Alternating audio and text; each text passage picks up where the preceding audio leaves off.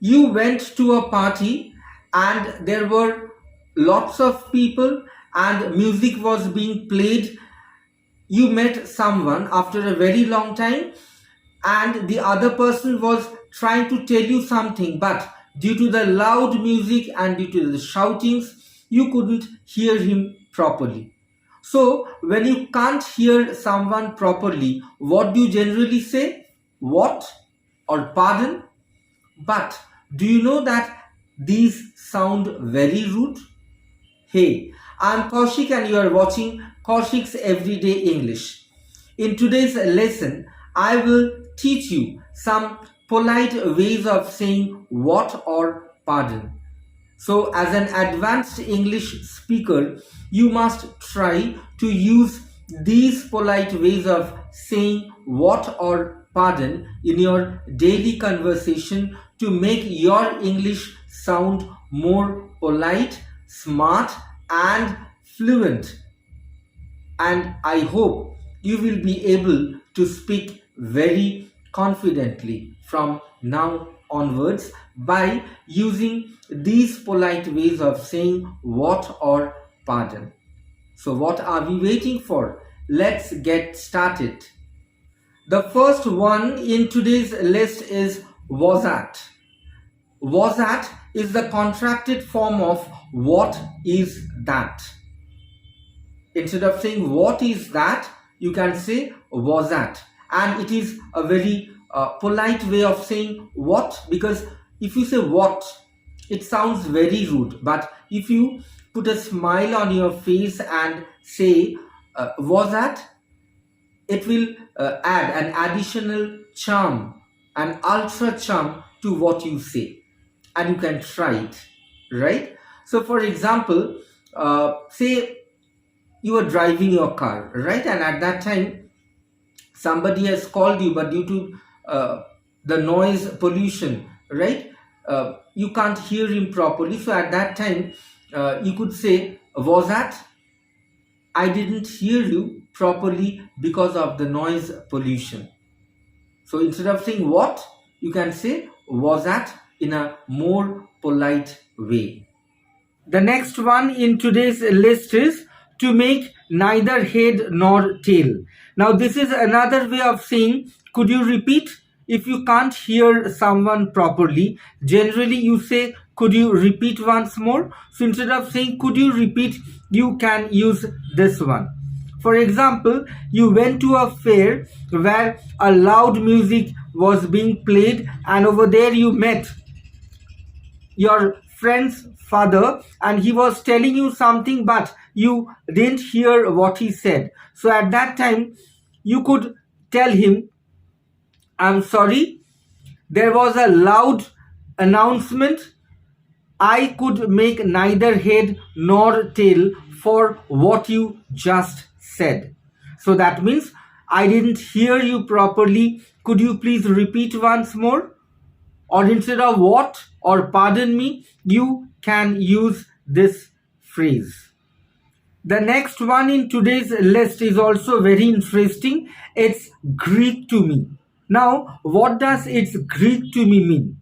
For example, I know 3 languages, but Greek is one of the languages which I don't understand, which I don't know.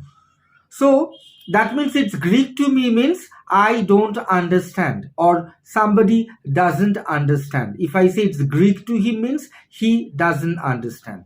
So instead of saying I don't understand or you don't understand or he or she doesn't understand, you can use this phrase, it's Greek to me or it's Greek to him, it's Greek to her, like that. For example, you could say, I tried explaining my granny how to use internet, but it's Greek to her. That means you were trying to explain your grandmother how to use internet, but she was not in a position to understand it. She couldn't understand it at all.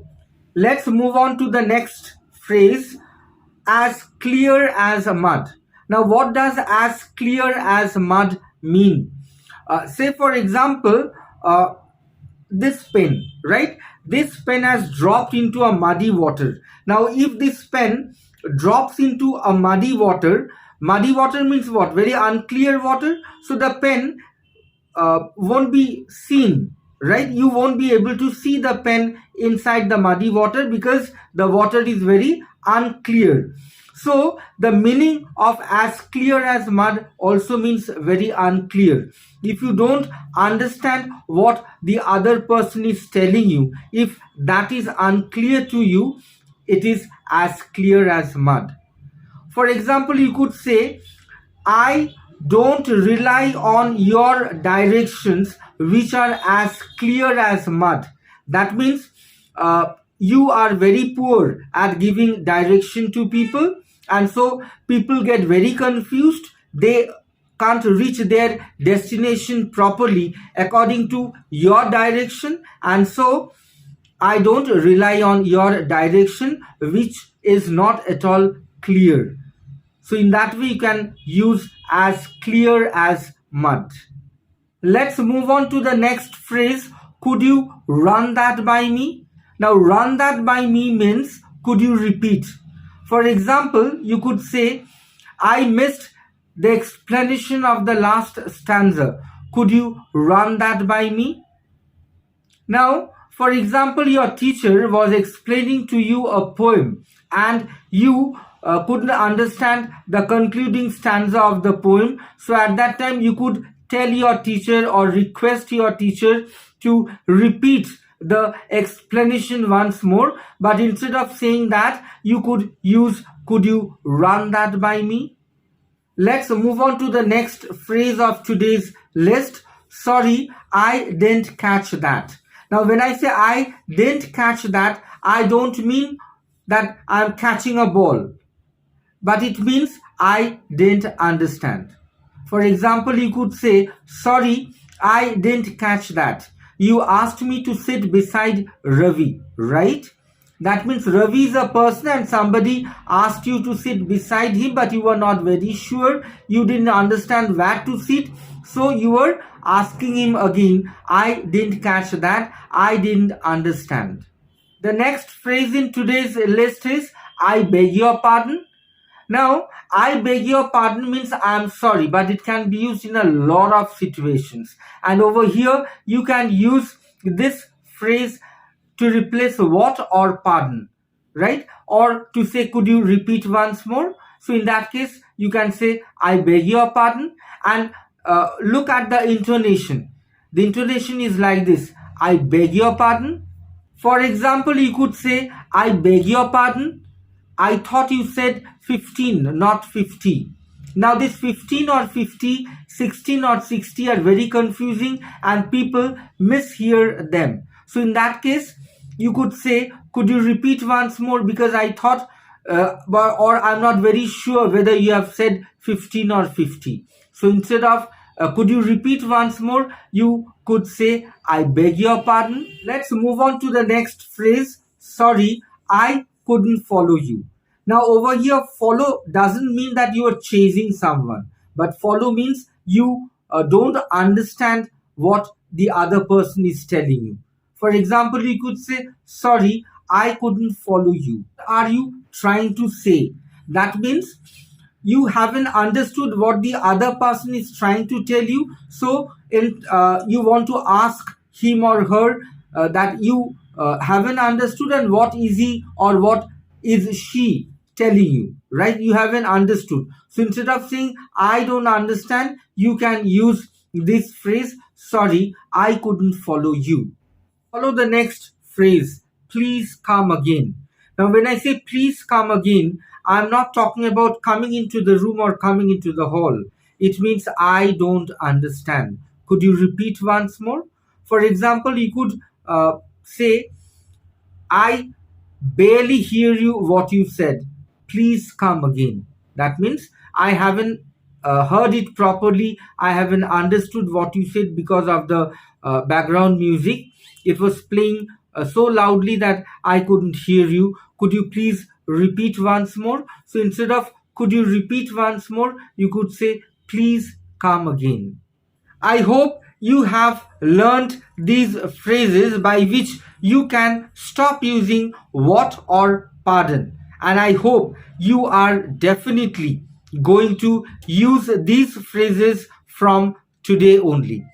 So, this is for today. I hope you have enjoyed today's session and you have learned how to avoid saying what or pardon. I hope you will definitely use these phrases from now onwards instead of what or pardon. So it's time to take a leave from now, but before I leave, like every day, I would like to remind you to subscribe to my channel, give a thumbs up and click the all notification button so that whenever I upload my video, you get the notification first. So tomorrow I'll be back again with a new lesson to learn. Till then, stay safe, love your family, love your parents, and love yourself. Bye.